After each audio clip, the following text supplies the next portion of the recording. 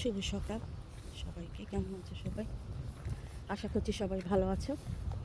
আজকে আমি একটা ছোট্ট বিষয়ের উপরে অল্প একটু আলোচনা করব। একটা যে বিষয়টা হচ্ছে বিষয়টা হচ্ছে যে প্রবাসে যারা আছে, প্রবাসী ভাই যারা, প্রবাসী ভাইদের নিয়ে। তো প্রবাসে বিবাহিত যারা, দেখা যায় যে প্রবাসে আসলে মিডল ইস্ট কান্ট্রিতে এগুলা বেশি দেখা যায় যে মিডল ইস্ট কান্ট্রিতে যারা আছে আসলে দেখা যায় দিনের পর দিন তারা কিন্তু দেশে আসতে পারছে না। যে কোনো কারণে হচ্ছে কাগজপত্র ঠিক নেই বা যে মালিকের কাছে থাকে উনিও আসতে দিতে চায় না। তো এই মিডল ইস্ট কান্ট্রিতে যারা থাকে তারা অনেকটা সময়, প্রায় দীর্ঘ 6-7 বছর পরই হয়তো বা একবার খুব দেশে আসে, বা খুব কম সংখ্যক মানুষই আছে যে তোমার দেশে আসতে পারে। আর এটা খরচেরও একটা ব্যাপার আছে, যেহেতু তারা এখানেও থাকে, এখানেও তোমার বাসা ভাড়া, খাবারের একটা খরচ, আর তোমার আছে আবার দেশেও তার পরিবারকে পাঠাতে হচ্ছে। তো দেখা যায় যে দীর্ঘদিন ধরে তারা পরিবার ছেড়ে বাহিরে আছে। তো শুধু মিডল ইস্ট কান্ট্রির কথা না, ইউরোপের বিভিন্ন দেশে ছড়িয়ে ছিটিয়ে মানুষ প্রবাসে যারা অনেক বছর ধরে থাকে, তারা পরিবারের কাছে অনেক সময় অনেক দেরি করে অনেক সময় যেতে হয়, যেহেতু কাগজপত্র ঠিক থাকে না বা অন্যান্য অনেক সমস্যার কারণে তারা প্রবাসেই বেশিটা সময় কাটিয়ে দেয়।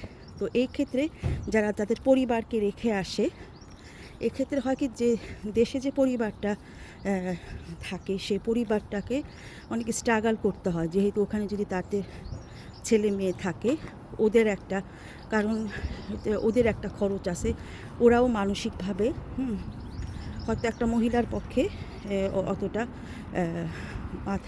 অতটা মানে ঝামেলা নেওয়া সম্ভব হয় না। তো তো দেখা যায় যে সে তার সন্তানের ভরণ পোষণ, সে মাটাকেও চিন্তা করতে হয়, যেহেতু তার স্বামী প্রবাসে। তো এদিকে যে প্রবাসী যে অনেক মানুষের শুধু এখন আজকে বলবো যে শুধু খাবার দাবারটাই কিন্তু এখানে হয়ে যায়। আমি যতটুকু জানি প্রবাসে একটা ফ্ল্যাটে ধরো সবাই মিলে যদি থাকে,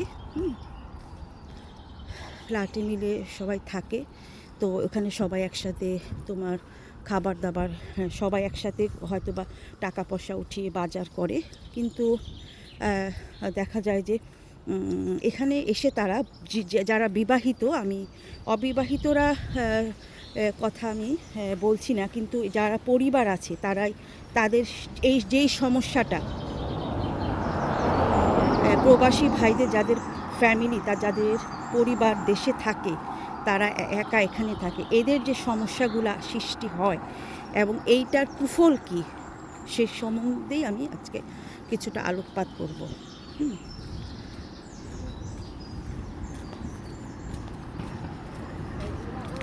তো জিনিসটা হচ্ছে এমন, প্রচণ্ড গাড়ির শব্দ সেটা।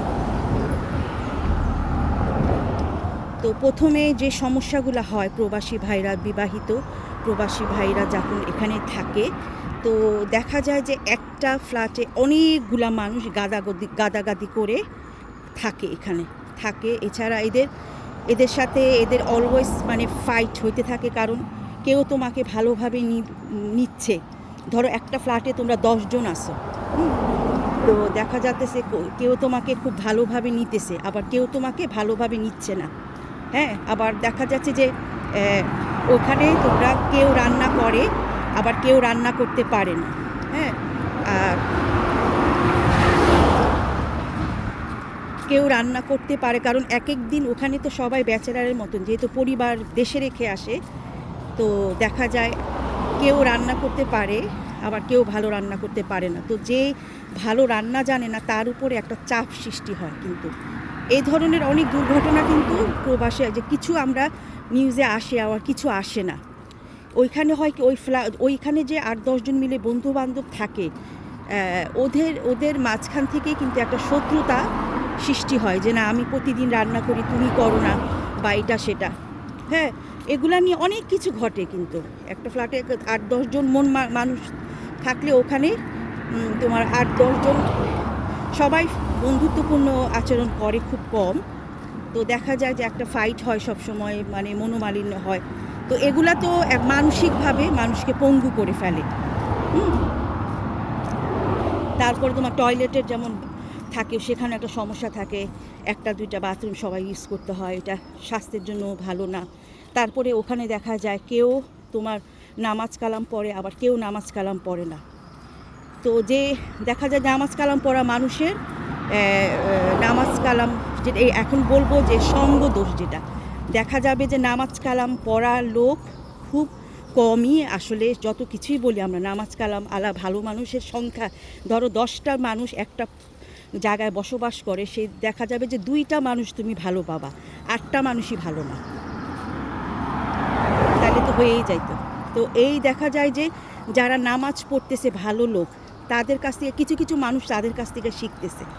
আবার ধরো কিছু মানুষ আছে যে তারা মাদকাসক্ত, তখন ওই সাথে সঙ্গীটা বলে দেখি তো আমি একটু খেয়ে এটা কেমন, এটা হইতেছে এক ধরনের সমস্যা, বলে না সঙ্গ দোষ। আবার আরেকজন সঙ্গী হয়তো একদিন বলবে যে শোন, আমি এক জায়গায় যাই, আমি তো এরকম, তুই যেহেতু পরিবার রেখে আসছিস, এরকম ওইখানে গেলে তুই ফিজিক্যালি ইনভলভ হতে পারবি।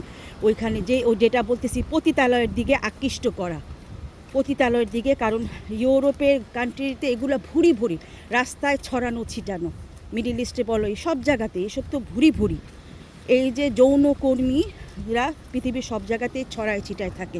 তো দেখা যায় যে তার সেই বন্ধুটা কিন্তু, তো তাকে হয়তো সে হয়তো ভালো, হয়তো কিন্তু তার বন্ধুটা যে তাকে বলবে যে না চলো ওই এমন জায়গায় আছে আমি চিনি, তো তাকে পতিতালয়ের দিকে নিয়ে যাবে সেই লোকটাকে।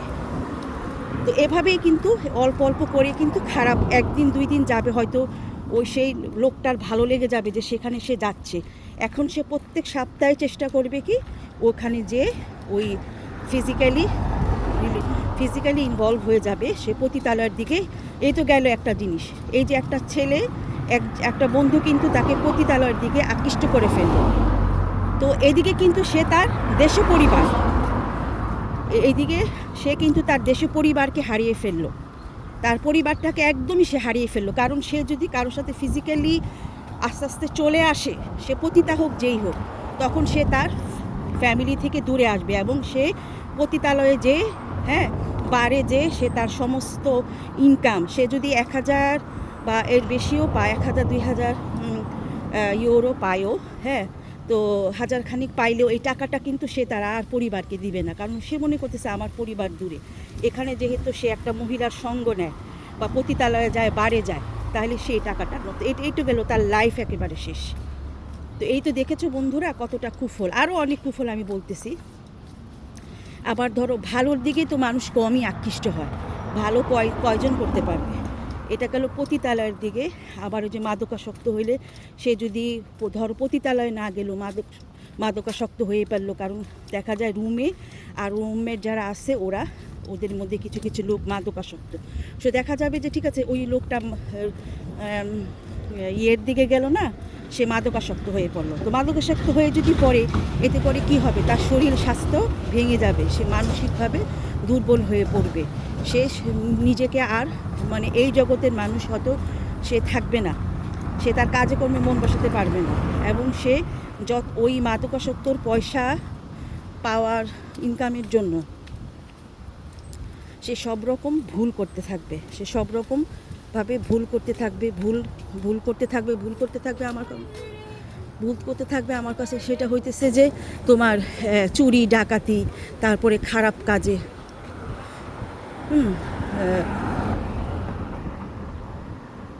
এমনকি সে খারাপ কাজগুলা করতে কোনো রকম কুণ্ঠাবোধ করবে না।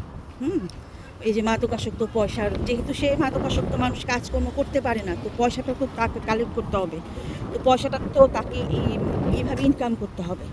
সো দেখা যাবে যে সে চুরি ডাকাতি ছল ছাতুরির বিভিন্ন জিনিসের প্রতি সে আকৃষ্ট হচ্ছে। তো এইটা হতেছে কি কুফল। আরেকটা কুফল কি, যে এই যে এতদিন দীর্ঘদিন আবার এমন হইতেছে ঠিক আছে সে সে বাড়েও যাচ্ছে না, সে মাদকও নিচ্ছে না। কিন্তু আবার আরেকটা কুফল কি বন্ধুরা, হ্যাঁ, এই যে এতদিন ধরে সে পরিবারকে নিচ্ছে না, এতদিন ধরে সে পরিবার থেকে দূরে আছে, এদিকে তার যে পরিবার, সে পরিবার কিন্তু তার হাজব্যান্ডের অনুপস্থিতিতে সে মনে করবে যে না, হাজব্যান্ডের তো অনেক দেরি। তো দেখা যায় এইখানে সে এই দেশেতে সে কি কোনো না কোনোভাবে আরও মানে যেটা বলবো যে অন্যদিকে চলে যাচ্ছে।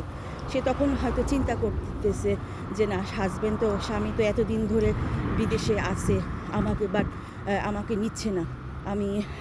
আমার তো বুঝতে পারো, মানুষের তো একটা ফিজিক্যাল চাহিদা থাকেই। তো সে ভাবছে যে তাহলে আমি তো করতে পারি, আমি একটা বিয়ে করে নিতে পারি, কারণ সে যেহেতু আসতেছে না।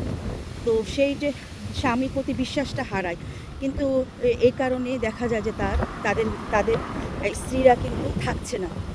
কারণ আসলে মানুষের জীবনটা তো একটাই।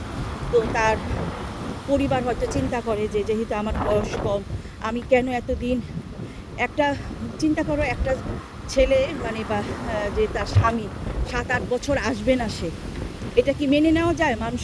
তখন তো তার দেখা যাবে যে সে তার বউকে অল্প বয়সী রেখে গেছে, এবং এসে দেখবে 7-8 বছর পর দেখবে তার বউ বুড়া হয়ে গেছে।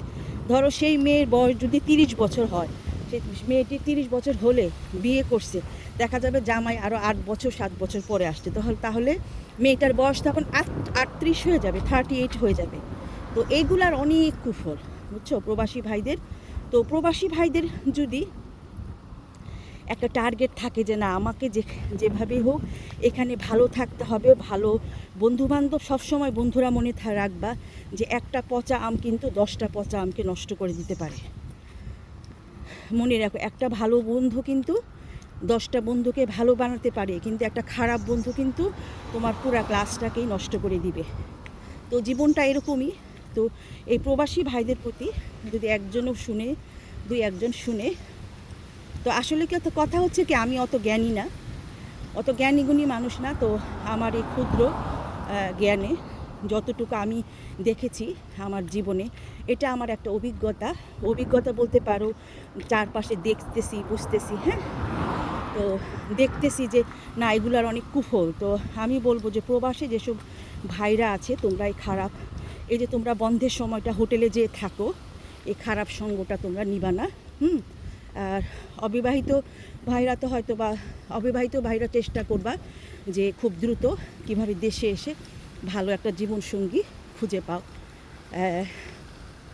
সেটাই ভালো জীবনসঙ্গিনী খোঁজার চেষ্টা করবা খুব তাড়াতাড়ি। আর যারা বিয়ে করছো তারা এই কাজটা কখনোই করবে না। এই যে তুমি অল্প সময় পেয়ে যে পতিতালয়ে ছুটে যাচ্ছ, হোটেলে বারে যাচ্ছ, এটা তুমি যখন বের হচ্ছ তখন তোমার মনে একটা আনন্দ হবে পুলকিত। তুমি বুঝে তোমার মন মানুষের না, তুমি এটা কত খারাপ কাজ করতেছো এটা তুমি নিজেও জানো না। পরনারী পরসঙ্গ, হ্যাঁ, এটা তো পরনারীও না, এটা তো তুমি যাচ্ছ পতিতালয়ে। জিনিসটা তুমি চিন্তা করো যে তোমার ছুটিটা তুমি একটা পতিতালয়ে যে কাটাচ্ছ 2-3 দিন। তো এর চেয়ে খারাপ কাজ পৃথিবীতে আর হতেই পারে না। তার চেয়ে বরং তুমি চেষ্টা করো যে ভালো এক জায়গায় থেকে কিভাবে ইনকামটা করা যায়, ভালোভাবে নামাজ কালাম পড়ে সবার সাথে কিভাবে মিলেমিশে থাকা যায়, ভালো বন্ধু নির্বাচন করা, আর যত তাড়াতাড়ি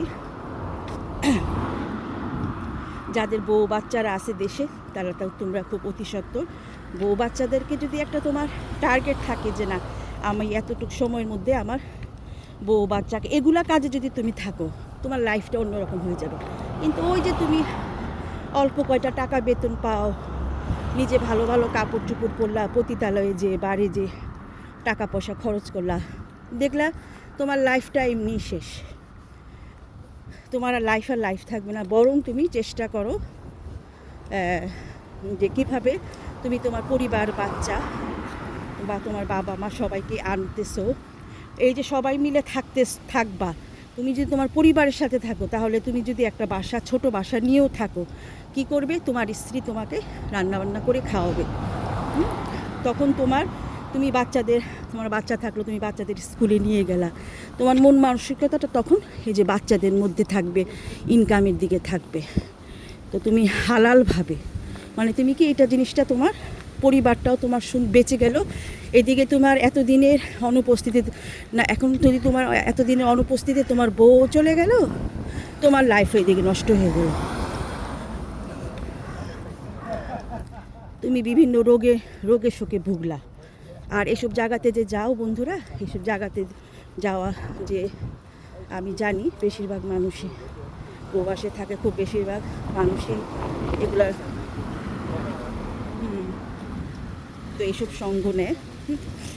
সঙ্গ নেয়, তো খারাপ সঙ্গটা, কারণ সে যেহেতু একা একা থাকে, তার মনে তখন অন্যরকম একটা চিন্তা আসে, যেহেতু সে বিবাহিত জীবনে অভ্যস্ত, সে 7-8 মাস 6 মাস বছরখানি তার ওয়াইফের সাথে একটা শারীরিক ফিজিক্যাল রিলেশনটা যে হয়, এইটার যে অনুপস্থিতি, হ্যাঁ, এইটার যে এখন এখানে পাচ্ছেন। তো এই জন্যই প্রবাসীরা কিন্তু এসে, কারণ দেখবা যে প্রবাসীরা যারা ইউরোপের বিভিন্ন জায়গায় থাকে বা মিডিল ইস্টে থাকে, এরা একদম 6 মাস 7 মাস করে প্রবাসে দেশে গেলে কাটায়। 6-7 মাস তার বউয়ের সাথে ফিজিক্যাল রিলেশন হওয়ার পরে যখন সে একাকিত্বে ভুগে, তখন সে একেবারে স্বাভাবিকভাবেই সে পতিতালয়ের দিকে গমন করে। না বলছি না সবাই, কিন্তু বেশিরভাগ মানুষ, তোমরা যদি এদিকে যাও আজই সচেতন হও। আর এটা তো ইহকাল পরকাল দুদিকেই খারাপ, তো বলবো সবসময় ভালো থাকার চেষ্টাই করতে হবে।